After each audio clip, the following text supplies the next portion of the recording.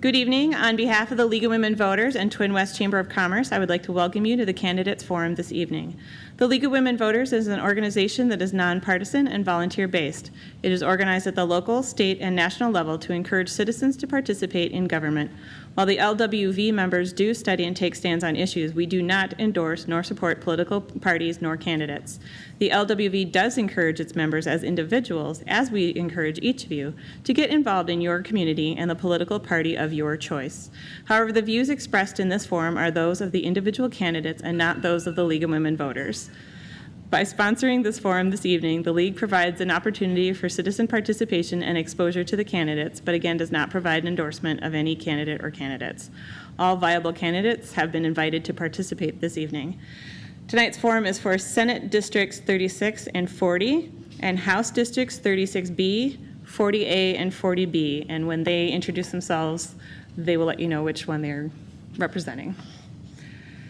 In tonight's forum, the candidates will start with 6 of the 7 questions in which they received in advance. They'll have 1 minute to respond. Then our candidates will have up to 30 seconds to respond to the questions that are coming in and have been coming in via email. Finally, they will be given 1 minute for the final question, which is your final statements. Candidates, I would like to request that you refrain from making any personal attacks on your fellow candidates. Due to the pandemic, to keep everyone safe, we have a no in-person audience for this forum or any other forums that we are holding to keep at this time. We've been posting an email address to which questions may be sent. During this live broadcast right now on the 30th, your questions may be sent to candidateforums@twinwest.com. Our screeners are here making sure the questions are relevant to all of the candidates in this forum and are not in any way a personal attack towards anyone. I'd like to take this moment to point out our timekeepers for this evening. They will let you know when you have 15 seconds to finish your statements and then show you that your time has expired. Finish your sentence at that time, as I'll be directing the next speaker's turn. The order has been randomly selected by wherever I put you, and then my evil chart. Some of you know my evil charts. So hopefully Ms. Hortman will get here soon. And we'll go to our first question. I'm going to introduce at least the people who are here right now. We have Mr. Michael Nelson, Mr. Scott Simmons, Ms. Chris Eaton, Mr. John Hoffman, Ms. Melissa Hortman, who has gotten here, we'll give her a minute, and Ms. Mary O'Connor. Thank you all for coming this evening. To start us off, we'll go down the row. It'll give Melissa a moment to sit down. Please tell us about your background and previous civic involvement that support your candidacy for this position. Mr. Nelson, please. Hello, my name is Michael Nelson. I represent running for the office, and I represent House District 40A, which is basically the southern half of Brooklyn Park, west of 252. This is my home. I've lived in Brooklyn Park and Brooklyn Center most of my life. I graduated from Park Center High School and Hennepin Technical College. I participated with my sons in Brooklyn Park youth sports and served as a local Boy Scout leader. I've also been involved in my carpenters local union, holding various positions. I have served on the Transportation Committee, the Government Operations, Commerce, Environment, State Government Finance, and Labor and Regulated Industry, and Public Safety Committees since I've been in the Minnesota Legislature. It's been my honor to serve my neighbors in the Minnesota House of Representatives and working on issues that are important to the residents of Brooklyn Park. Thank you. Mr. Simmons. Good evening. Push the button at the bottom.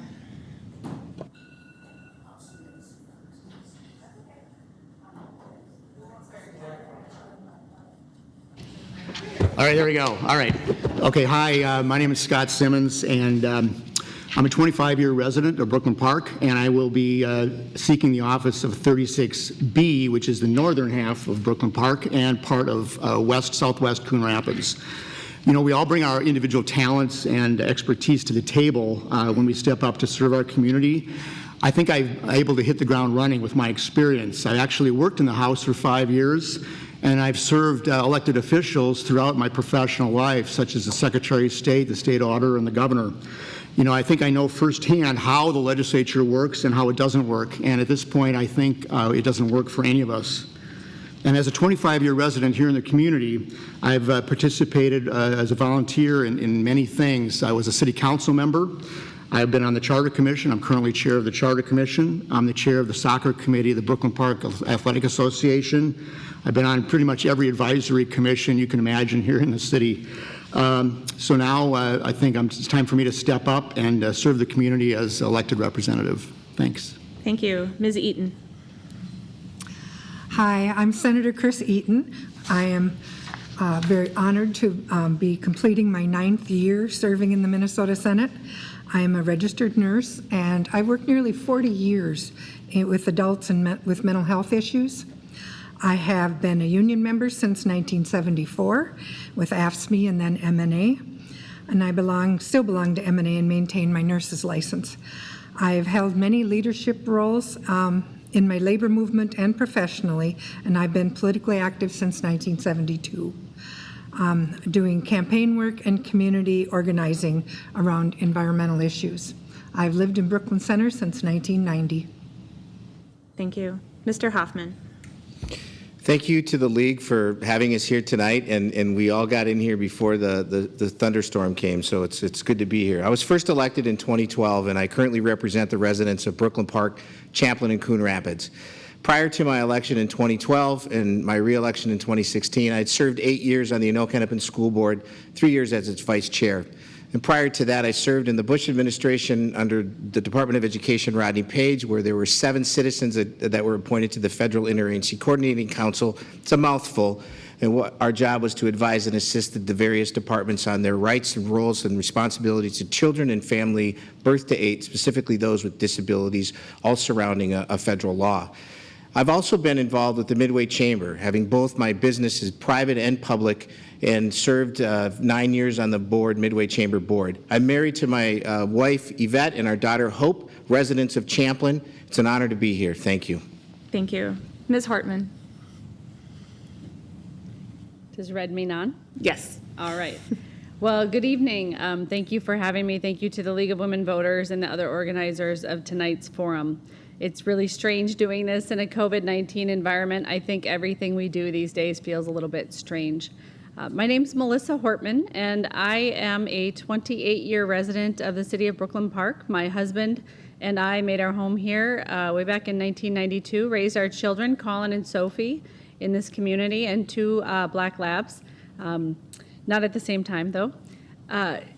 Over a period of time serving in the city of Brooklyn Park, first as a parent volunteer at Monroe Elementary School, counting the reading minutes, being active on the parent-teacher organization, and then being active with the Anoka-Hennepin School District on the parent legislative team. I volunteered in the city of Brooklyn Park on a couple of commissions, taught Sunday school, and led my daughter's Girl Scout troop. Ran for office, and I have been serving and representing this area since 2004. Thank you. And Ms. O'Connor. My name is Mary O'Connor. Thank you, League of Women Voters and Chamber of Commerce, for having this forum. I have lived in Brooklyn Center for 22 years. I was elected to a term on the Brooklyn Center City Council. I was a member of the Charter Commission. I volunteered at schools in Brooklyn Center for several years.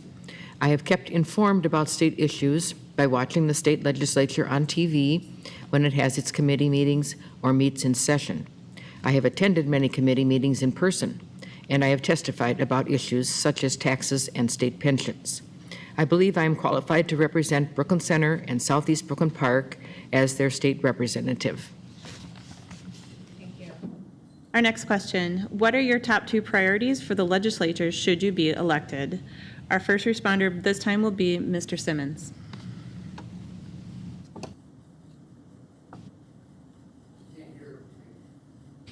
The questions you got in advance. What are your top 2 priorities for the legislature should you be elected? Sorry. There you go. I have limited hearing. Yeah, the top 2 priorities I think are pretty easy to identify. One is COVID-19 recovery, and the other is how we protect our children and our families. It's imperative that we revitalize and strengthen our local economy by supporting families and small businesses trying to recover from the economic harms caused by COVID-19 and our government's aggressive shutdown. The problem is we have an estimated $6 billion deficit that will force our legislature to make very difficult decisions. But the keys to that recovery from COVID will be to easing burdensome regulations and encourage local control and to protect taxpayers from potentially job-killing and devastating tax increases, which will only move us backwards.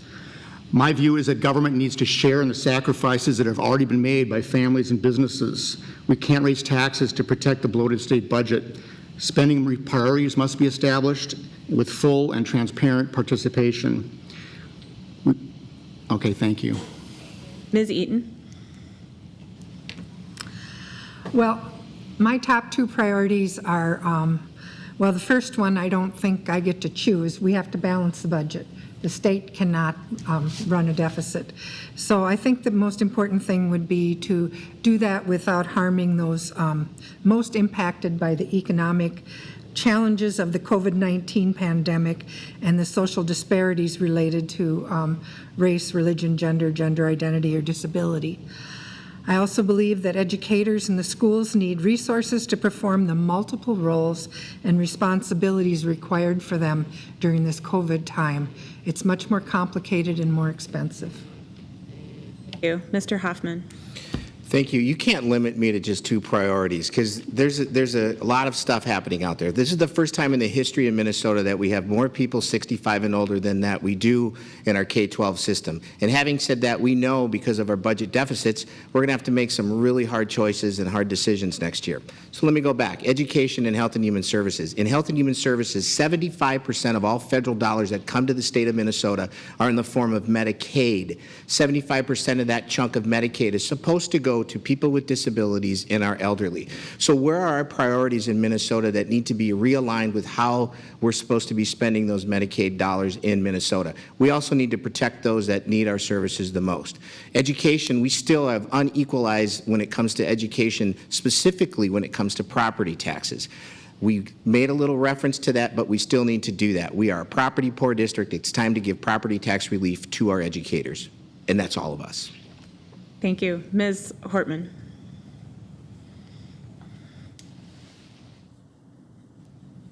My top two legislative priorities are, number one, to ensure that Minnesotans have affordable and accessible health care.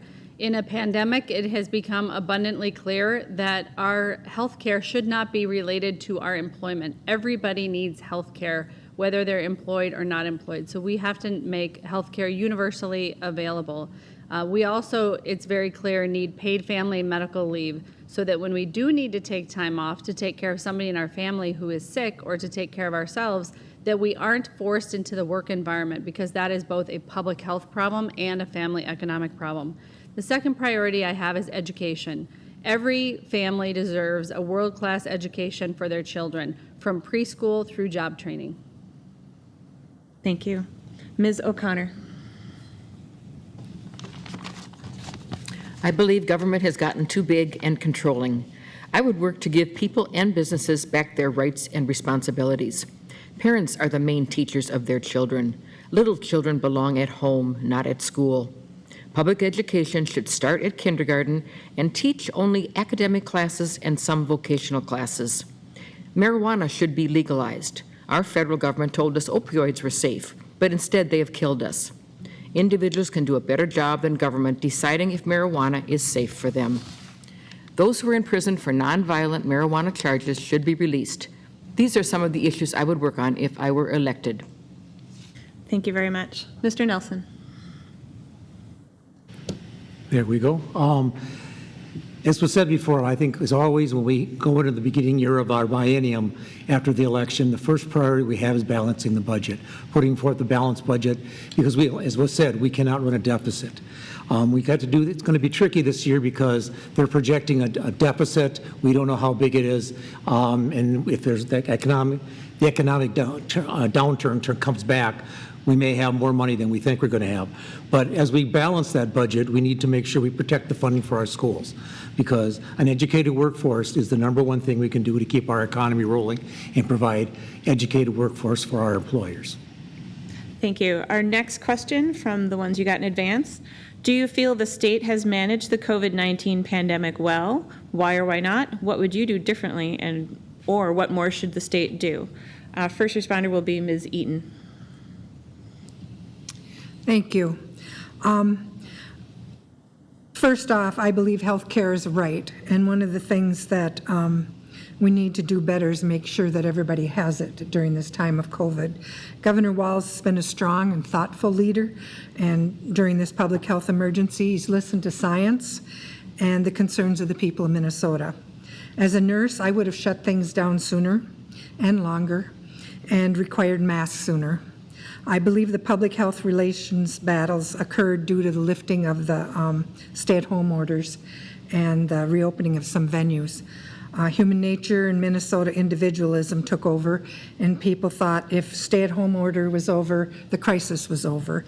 And if anyone was open, I should be able to be open. And so people quit taking it as seriously. The mask mandate is critical as we proceed through the next 8 months until we have a vaccine, probably next summer or spring. Thank you. Mr. Hoffman?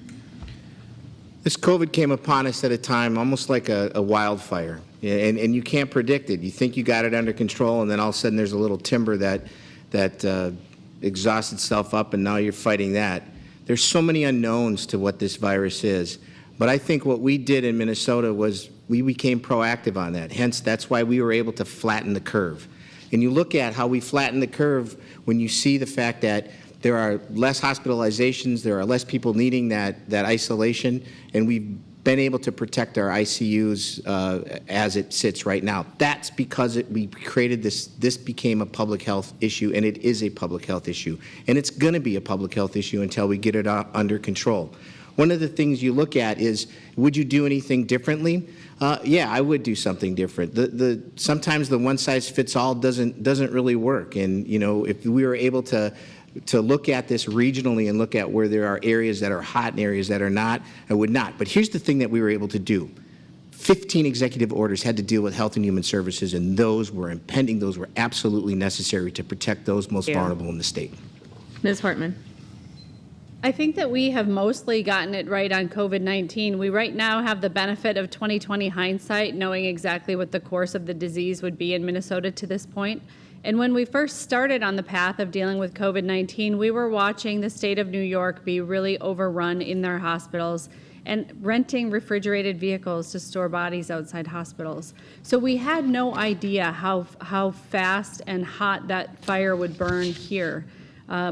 Now where we are, we need to develop an ethic of teamwork. We really cannot have our response to COVID-19 be a Democrat versus Republican battle. We need to have a Minnesota versus COVID-19 battle and figure out a way that we can incent behavior that will squash the virus and that will get people wanting to work together as teammates to get the virus under control.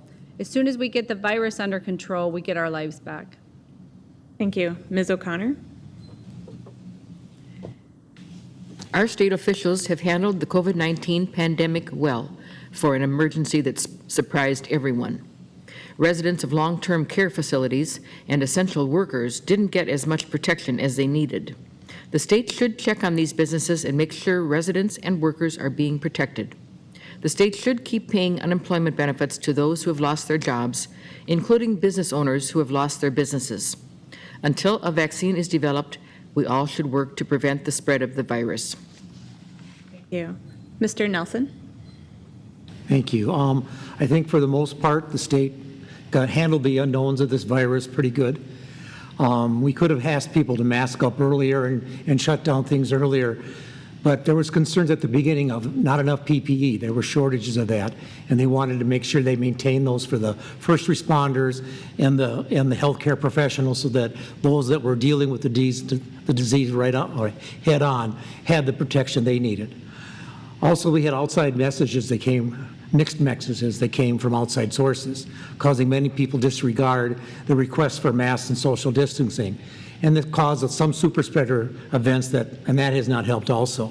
When they talk about regional areas, I know some of the legislators from northern Minnesota, when they were talking about shutting down and possibly just in the metro area, they were saying that this was in March, and there was an unprecedented number of people that were asking to have their cabins opened up. And the concern there was that all the people from the metro would go up to the northern Minnesota to their cabins and spread the disease up there, and they weren't able to handle it with their capacity. Thank you. Mr. Simmons? Well, this topic alone needs about 2 hours. So in 60 seconds, let me just say that it's been over 6 months since the shutdown orders went into effect. And in hindsight, we know that the orders went too far. They failed to protect the state's most vulnerable seniors. The so-called battle plan didn't even come into existence until May 7th. Enormous damage was done to the state's economy, not to mention the destruction of so many livelihoods and the shattering of business dreams. And at all times, it was unsupported by the facts. Now, we can no longer, going forward, accept arbitrary and unilateral decisions and overreaching emergency powers. Wisconsin ended its shutdown order in May. So the cumulative effect of the extreme approach that we've experienced has yet to be calculated, but Minnesota managed to achieve the highest rate of jobless claims and the highest death rate of any neighboring state. Moving forward, we must insist that the legislature and Minnesota take part in decisions together to return to the pre-COVID prosperity we enjoyed before March. We must also trust our citizens to make their own best decisions. Thank you. Next question. What additional action should the legislature take to address concerns about policing and racial justice? First responder is Mr. Hoffman. Thank you. There are 2 points that I can get through in 1 minute. Number one, when you look at human rights commissioners, they need to be directly under the auspices of a city manager. There's some inconsistencies throughout our state on how human rights commissions are established or even maintained within certain areas. And why I say that is because when we did the passage of the police reform, we did Police Excellence and Improving Community Relations Advisory Council under the Post Board. You could see that being integrated. Number 2, we have to give the police more tools in their tool belt. 50% of all police-involved shooting deaths are people with disabilities. We have a changing economic and changing demographic that's out there. You have mental health. You need mental health professionals. We need to add more tools to the tool belt in order to support our police officers who are there doing our public safety. Social workers. It took a battle for our own Hennepin County Sheriff to get one social worker now that's assigned in their Plymouth place. We can do better, and I have a plan to do that. Thank you. Ms. Hortman? I think it's important to acknowledge that 2 things are true at the same time. Minnesotans really value and appreciate the public service of their law enforcement officers. But they also expect that interactions with the police will respect people's human and constitutional rights at all times. This year, we have taken a step forward on police reform and accountability with a comprehensive bill this summer that was put together kind of at warp speed within 60 days of George Floyd's killing. We banned chokeholds. We banned warrior training. We require a duty to intercede. We have changed the use of force so that the standard is not a subjective standard, but is an objective standard. In other words, probably Philando Castile's killer would have been convicted in that case. We require mental health training now. We require autism training. We've reformed how investigations of police violence happen, and we are reformed the way we collect data. One thing we haven't changed is the statutes of limitations for victims to pursue causes of action. Often the statute of limitations has run before they have a chance to have their day in court. Okay, thank you. Ms. O'Connor? Make no-knock warrants illegal. Make SWAT teams, which burst into people's homes, illegal. Legalize marijuana.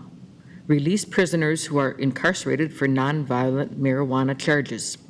Change the law so children aren't taken from their families so easily. Government causes more problems than it solves.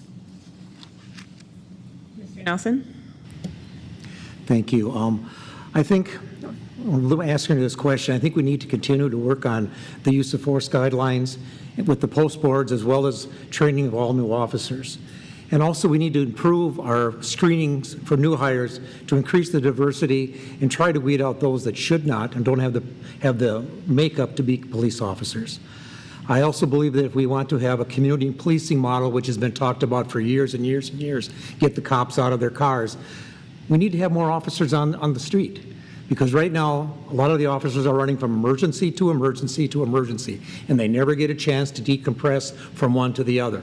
And when they're doing that, it causes stress on them and it causes bad outcomes. And this would also allow them to interact with the public in a more non-confrontational settings if they were able to do that.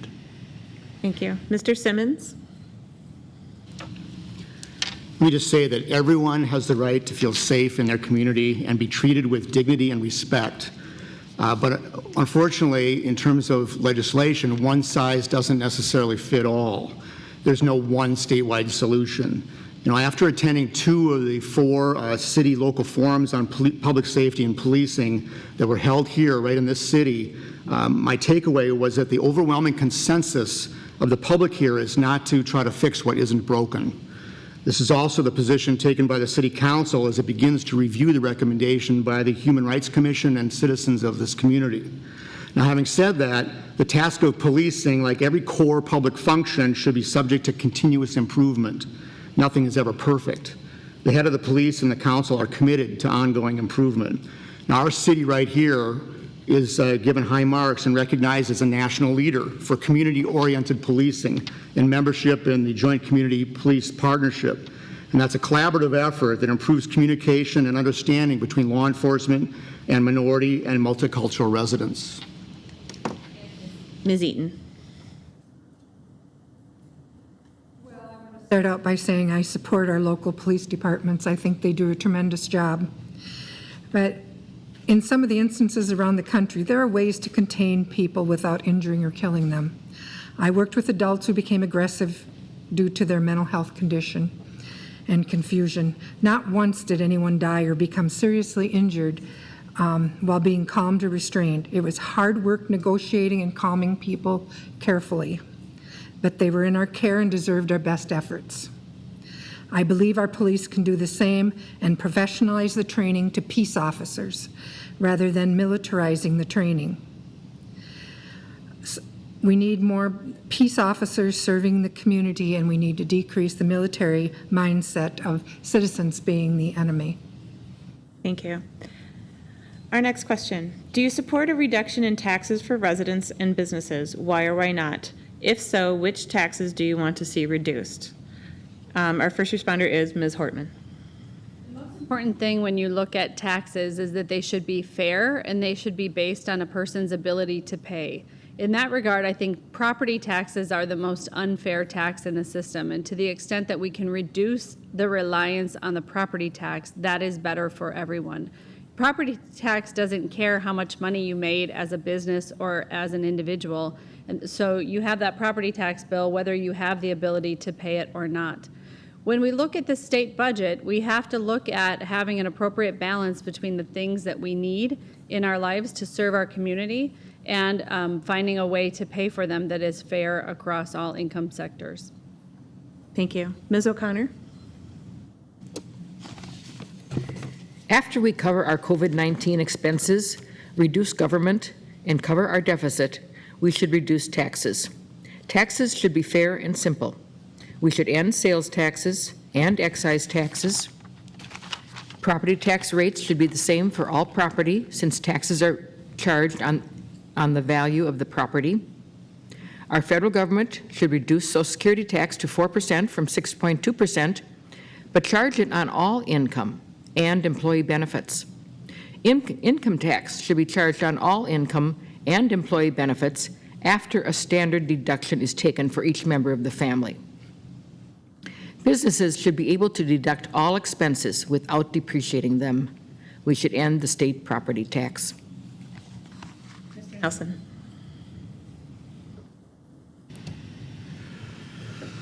Again, thank you. I, like everyone else, don't enjoy paying taxes. I think if anyone says they do is lying.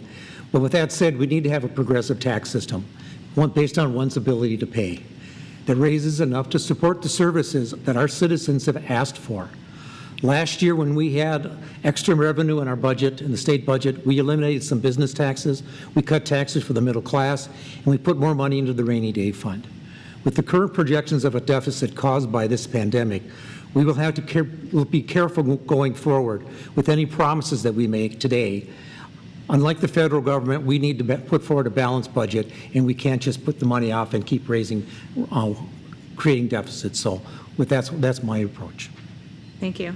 Mr. Simmons? I'll answer this head on, and it's yes, I definitely support reducing taxes. We're severely overtaxed already, but the reality is, with a likely $6 billion budget deficit, the idea that we're going to get taxes reduced is probably a fantasy. The challenge, the real challenge we're going to face is to prevent onerous new and increased taxes on families and businesses. We need to work really hard to protect taxpayers from potential job-killing taxes and devastating increases. They only move us backwards, not forwards. The $6 billion likely deficit will force the legislature to make very difficult choices, but they must make prudent spending decisions. Government needs to share, first and foremost, in the sacrifices that families and businesses have already made and faced since March. But it's not only taxes. We need to stimulate the economy. One change, and I'll answer that question, is to finish the work of tax conformity.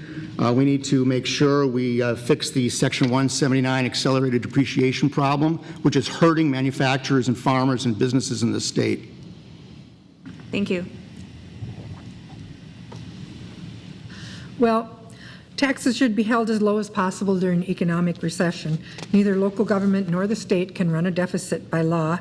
So those who have flourished during this pandemic, and there are some, should be willing to pay more so that the small businesses and bars and restaurants can be given a break. The high unemployment rate and high housing costs should lead to housing assistance and low property taxes for lower income citizens and businesses hurt during this pandemic. This will require some careful planning. We do not know what the deficit will be, so right now we'd be guessing. And Mr. Hoffman. Yes, I think you can do it in two ways. Number one, I talked about equalization. There are 65,000 students that exist in the Anoka, Hennepin, and the Osseo School District, right? You have a $100,000 piece of property right here in Brooklyn Park. In order to get $900 from the state of Minnesota, you got to leverage that piece of property $214. That same $100,000 piece of property out in Orono or Wayzata, you only leverage $74. That's unequal, folks, and I think it's time we do more of the equalization. The first 300 is equalized right now. That was a bill that I did when I was a freshman. Number two, I think if you're going to look at a tax incentive program for businesses that create or maintain jobs in Minnesota is more helpful than giving just a tax dollar amount, right? Policies that need to protect the homeowners and renters from property tax increases are important as well. Thank you. Thank you. Our next final for the first 6 one-minute questions is, how would you improve the business climate in this state, and how will you work to retain businesses in this state? Ms. O'Connor, you're our first responder. Besides the tax reductions I suggested, the state should remove regulations and mandates from businesses unless businesses are harming society. Thank you. Mr. Nelson. Thank you. I guess the easy answer, we could put a dome over the state and get the weather up, but that's not going to happen. We will never be able to compete business-wise on weather or being in the middle of the country, in the middle of a supply chain. It's just not going to happen. So we need to make sure that we have the best educated and trained workforce out there. And with that, we need to continue funding our education systems, E12 through post-secondary, including colleges and vocational schools. That's the way we can provide businesses the trained workforce that allows us to compete on a nationwide basis for businesses. Simmons. So what we saw during the last 6 months was really unfair and unkind to businesses. There was an arbitrary closing of small businesses while the large Targets, Walmarts, and Costco's were allowed to stay open and take advantage of the coronavirus. So just the fact that you're asking this question must mean that we're in serious trouble. These job losses and restaurant closings are going to be permanent unless we act now to safely open the economy and stop the hemorrhaging. But apart from opening up the economy and ending the state shutdown, the best thing we can do, if elected, is to stand firm against job-killing tax increases. Again, but it's not only taxes. The other tool to stimulate COVID recovery and retain businesses is to ease our burdensome government regulations. The state agencies should now be working overtime to make the regulatory climate more, not less, hospitable to business. We also need to stop piling on new and expensive mandates on businesses.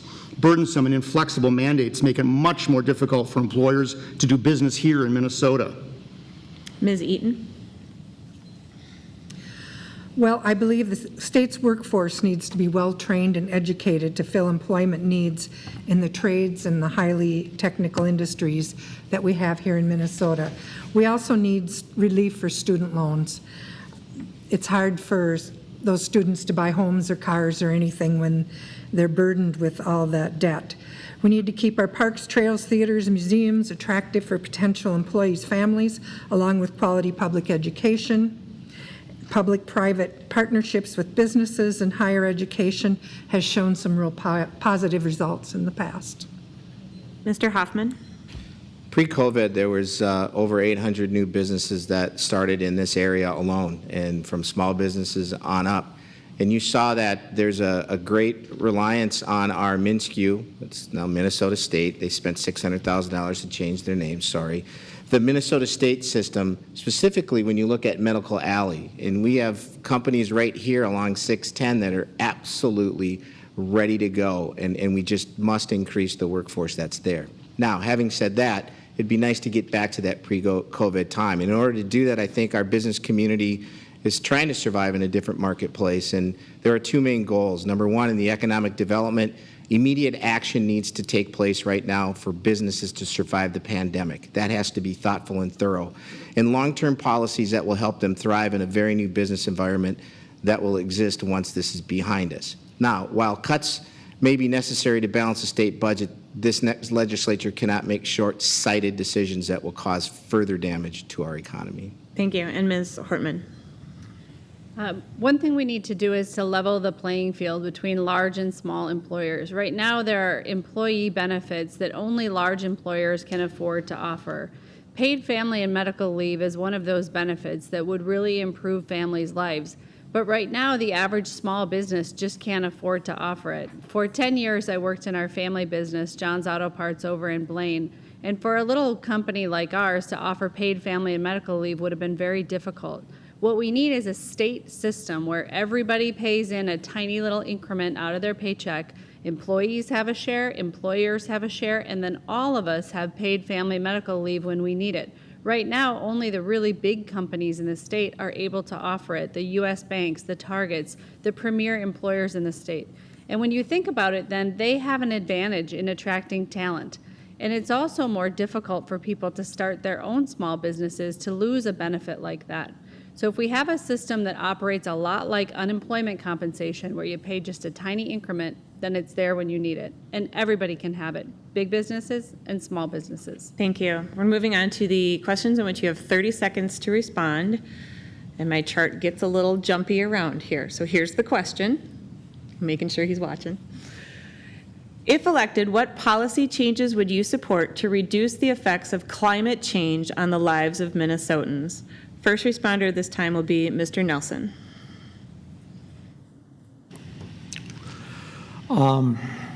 It's not an area which I have a lot of expertise on. I think it's encouraging more electric vehicles, getting charging stations out there so that the range on those, that people can actually use them. I know Representative Representative Hortman has an electric vehicle, and earlier this year she was trying to plan a trip up to Bemidji it was, and to get there, it was almost impossible to get there on what the charge of the car would go. So I think if we did that, that would help begin the process of getting climate change under control. Ms. Eaton. Yep, I'm jumping around. Repeat the question, please. What will you do to reduce the effects of climate change on the lives of Minnesotans? Keep my snow.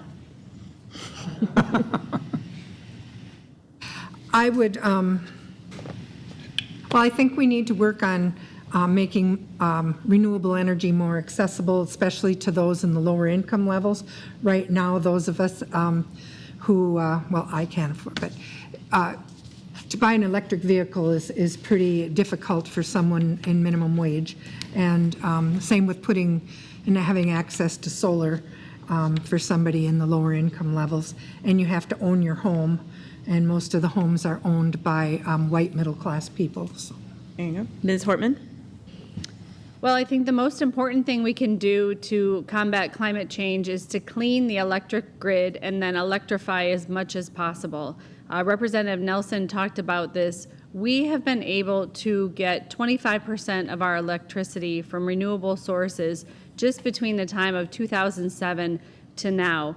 We're ahead of schedule. And so if we set even more aggressive goals, we'll be able to go further. And then the challenge is to electrify the transportation sector. And we're going to need to provide a lot of assistance for families to make the switch. Thank you. Mr. Simmons. Well, I'm all for renewables, but I think it needs to be market-driven. We can't have top-down policies. I think we have to allow the ingenuity of the marketplace to make some solutions. You're correct, electric vehicles aren't for everyone, and they certainly aren't for the middle class. The solution, I don't know. I'm not an expert in science, but I think to have a broader array of energy possibilities is the right first step, and we cannot exclude nuclear as an energy source, because if we do, that only makes the job more difficult. Thank you. Mr. Hoffman. I miss debating this. In 2013, 2014, Melissa Hortman and I were part of a conference committee that brought the new solar standard to Minnesota, and it's time we open that up even farther. Just the little bit of 1.5% increase and looking at that got us to 75,000 new jobs. We all share the Mississippi River. Downstream, it's terrible. We need to do something about that. I'm going to tell you, Minnesota Power and Manitoba Power have formed together an alliance, and they're utilizing the water that's held up in Manitoba as a storage battery, isolating an old DC line that used to be coal operated, which is now solar and wind. Ms. O'Connor. We need to be responsible ourselves for the climate change and for changing it or fixing it. I guess we were sending all our plastic to China, and now they won't accept it. Well, we need to take care of our own plastic. And it would be nice if we could find a way to use more of it, recycle it, or just use less of it. I think we could just let things grow, and don't use lawn pesticides. And if any government is using lawn pesticides on our lawns, then they should stop. Our next question, and I'll give him a heads up, Mr. Simmons, you'll be the first responder. The state of Minnesota still has one of the largest achievement gaps between students of color and white students. What programs would you advocate for to improve outcomes for students of color and try to close that gap? So achievement gaps for students. Mr. Simmons. Well, I don't know that a program is going to solve a societal ill like that. I think first and foremost, we need to get kids back to in-person school. The deleterious effects of keeping kids home and doing online learning is hitting the kids that need the tools and the education. It hits them the hardest. So it's really having a profound impact on the poor and minorities all over Minnesota, not just the inner city. Mr. Nelson. I think with the achievement gap and Mr. Simmons touched on it a little bit, we need to make sure that the people that are the lower income scales have the tools they need to get their kids educated. That includes access to technology so that they can get the information they need. Just the books in the homes will help kids get better on income or education scores. Mr. Hoffman. So the Anoka School District a few years ago had started to do this little pilot, and so did the Osseo School District, called compensatory education, where they looked at an individual youth based upon the free and reduced aspect, and knowing that the achievement gap was really bad. Here's what happened. At the end of the 10-year study, they closed at 11%. It's absolutely, that needs to go statewide, compensatory education, which we tried to do that in 2014. It's a $200 million investment, but it absolutely works, and it lowers that achievement gap. Well, I think one of the things we need to start with is the societal issues that were mentioned. These kids need to have stable housing. They need to be able to have decent meals 3 times a day. And then we need to have individual programs for individual students and smaller class sizes. And I think that we'd be better off if more of the schools were community schools and we had a decent ratio of social workers or therapists within the schools to deal with mental health and other issues. I think it's mainly the parents that have to spend more time with their children and help them study, get their homework done, encourage them. I think we have, what I've seen, good teachers. I think if the teachers just teach academic classes and not a lot of fluff, that would be better. And maybe no phones. Maybe not let the phones into the schools. My daughter could hear me then? Sorry. Ms. Hortman. I think it's really important to talk about an opportunity gap and not an achievement gap, because when we talk about an achievement gap, we're implying that it is the children who are responsible for the gap. It is the adults who are responsible for the fact that there's an opportunity gap in the quality of learning. And systemic racism is underneath a lot of what we're dealing with. There are different opportunities in housing and health, and those differences in opportunities and those gaps in wealth need to be addressed in order to address the opportunity gap. Thank you. Our next question. Are you committed to ensuring that all ballots legally cast for November 3rd election be counted, even though the count is not completed by November 3rd? Please explain your position and election procedures in 30 seconds. Mr. Hoffman. We have a great system in Minnesota. We actually, a few years ago, implemented the ERIC system, which anonymizes all data and makes sure that it's safe. And we don't have problems that exist. We have a really good system in Minnesota. I think that we just need to keep maintaining that. We have the highest voter turnout in the nation. Isn't that amazing? Minnesota leads. Imagine that. We lead the nation in voter turnout, and there's not a lot of problems with our system that we have. Mr. Simmons. Well, as a former election administrator, I can tell you that we need deadlines. You said all ballots legally cast. Well, right now it's under litigation, right? How long that's going to take. But we need deadlines. Otherwise, the opportunity for fraud and hanky-panky really does exist. So I think our system in Minnesota is one of the fairest of all the states. We have such early voting that no one should be unable to cast a vote by the 3rd of November. To the extent that they're received after that, I think that's all going to be subject to a litigation, the outcome of litigation. Thank you. Ms. O'Connor.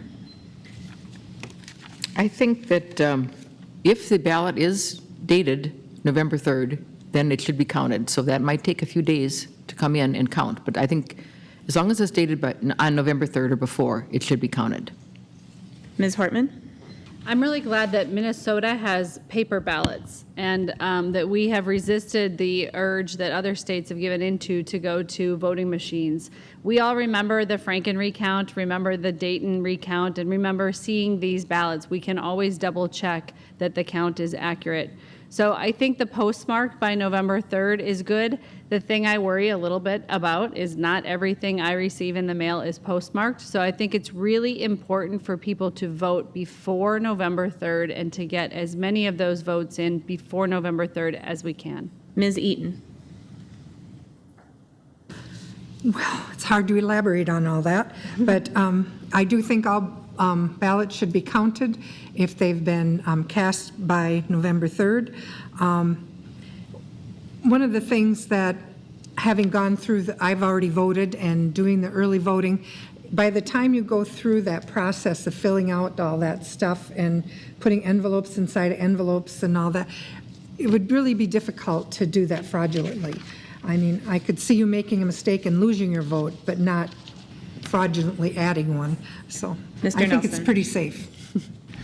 Well, this last legislative session, I worked with the Republicans in the House and the Republicans in the Senate, and we passed a bill to extend the time before the election. In current law, it was 1 week before the election, they could start counting the absentee ballots. We extended that to two weeks before the election, and we extended the time after the election by a couple of days to allow them to count the ballots. Just so people know, the ballots aren't official till they're gone before the canvassing board, and that's not after that's not the day of the election. That's later on the next month. Okay, thank you. This is an email question we got on Monday, just to show you that we did get email questions. So it's a bit of setup. Here we go. Many families are impacted by the COVID pandemic. Some have been laid off from work, some are working from home, and then parents trying to balance education and children while working. How is the state of Minnesota addressing these changing needs, especially when allocating COVID relief funds? First responder is Ms. Eaton. Well, I know that there's been some funds that have been put out to, we did access the CARES Act dollars and some other dollars to add money to the unemployment insurance. But beyond that, I'm not real familiar.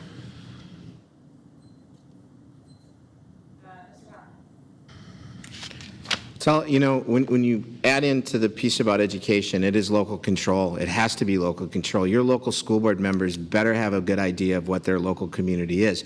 The city of Brooklyn Park operates different than the city of Bertha, right? And the school district absolutely operates differently. So we must maintain that there is local control and that families are being listened to. One of the things that I'm concerned about is that the youth that are receiving special education and related services and medically related services are left behind during this discussion. It's time to bring that forward. Mr. Simmons? Well, what I hear most about when I go door to door talking to folks is from young parents that have young children that should be in school, and if they're not in school and at home and doing learning on laptops and such in elementary school, that means that that parent, especially working mothers, can't get the jobs that they need to support their families. So anything we can do to make sure those elementary kids are in school is better off to keep the economic support systems alive for those young families. Thank you. Ms. Hartman? I hate to ask you, but could you please read the question again? The whole thing? With laying off. Okay, how is the state of Minnesota addressing the changing needs, especially when allocating relief funds for families that are trying to balance work and educating their children at home?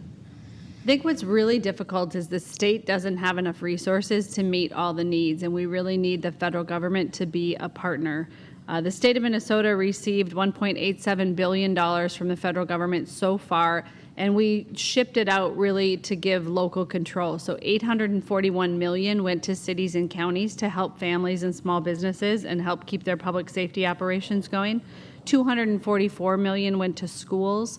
More than $120 million went to small businesses. I know more than $50 million went to child care facilities, but we haven't even scratched the surface of the need. Thank you.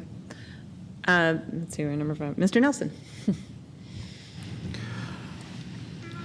I'll tag on to what Speaker Hortman said, that yes, we've already done some of that with the CARES money that we've got from the federal government, but unlike the federal government, we can't run a deficit, so we're relying on them for more money.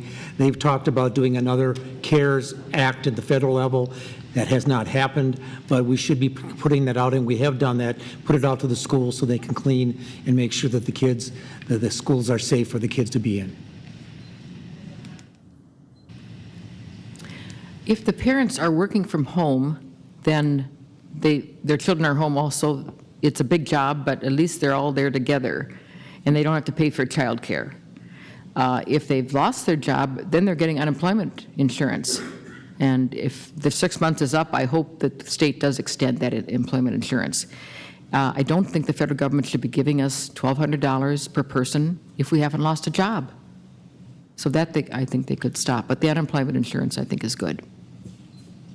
All right, our next question, and just to give a heads up, Mr. Nelson will be the first responder.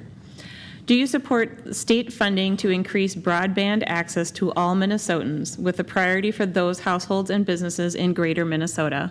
Why or why not? The simple answer is yes, and it goes back to equality in our areas, especially for schools.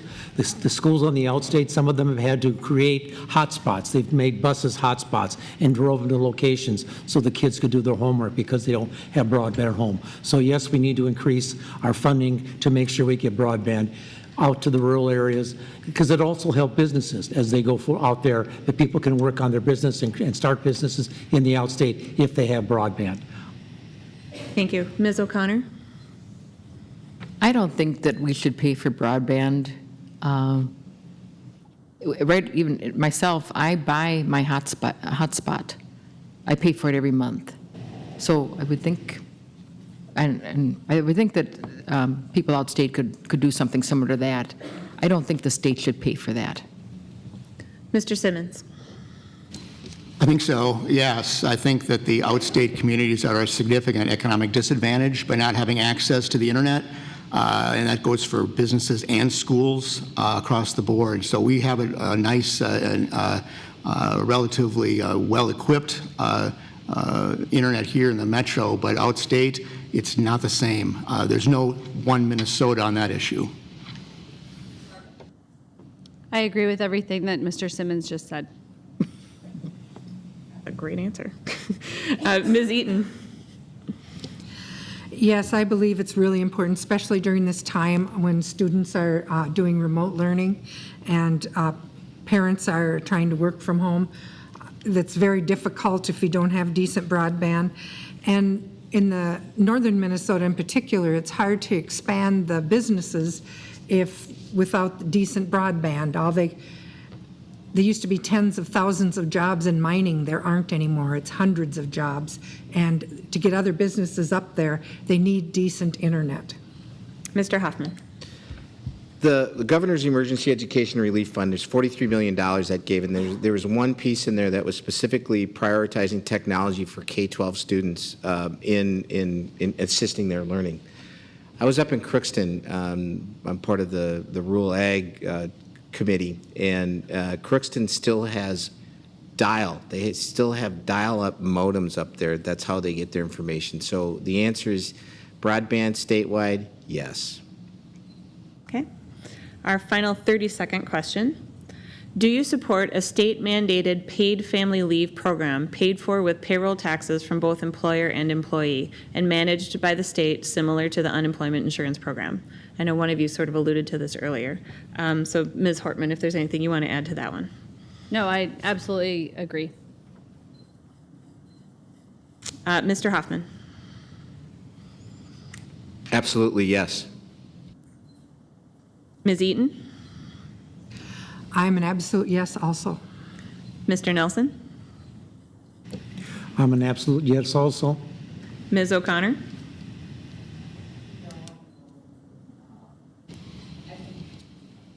Yep, go get her button there. I'm a no. I think if people want to have children, they have to plan for it. And I think it's good for the children if somebody can stay home with the child when they're young.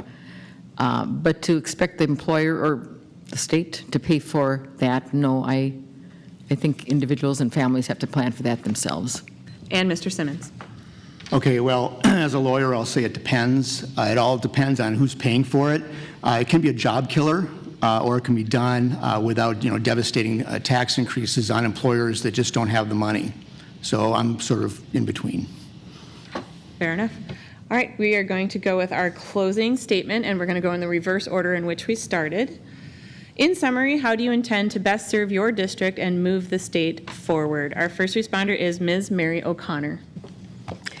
I will work to give citizens and businesses back their rights and responsibilities and reduce the power and scope of government.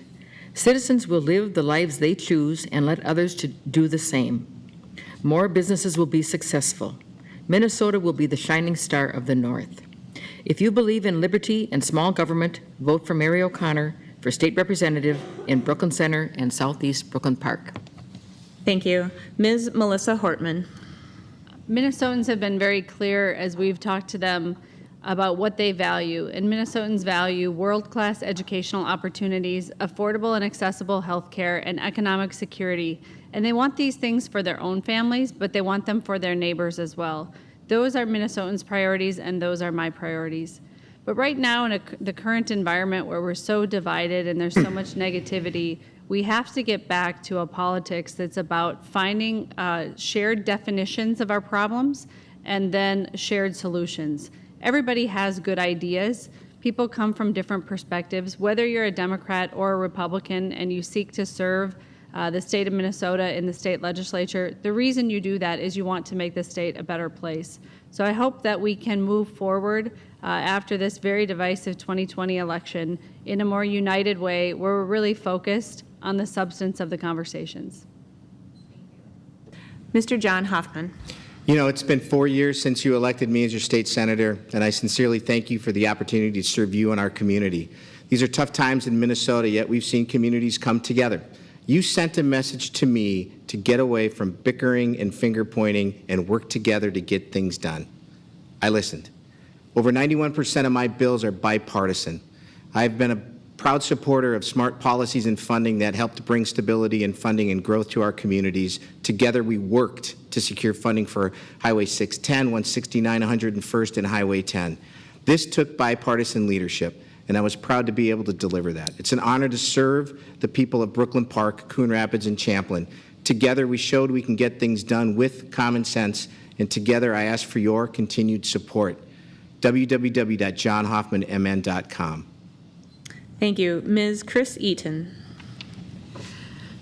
Well, I'd like to first of all thank the League of Women Voters and the Twin West Chamber for putting this together, and also the other candidates here. I think this has been very civil and a direct contrast to last night.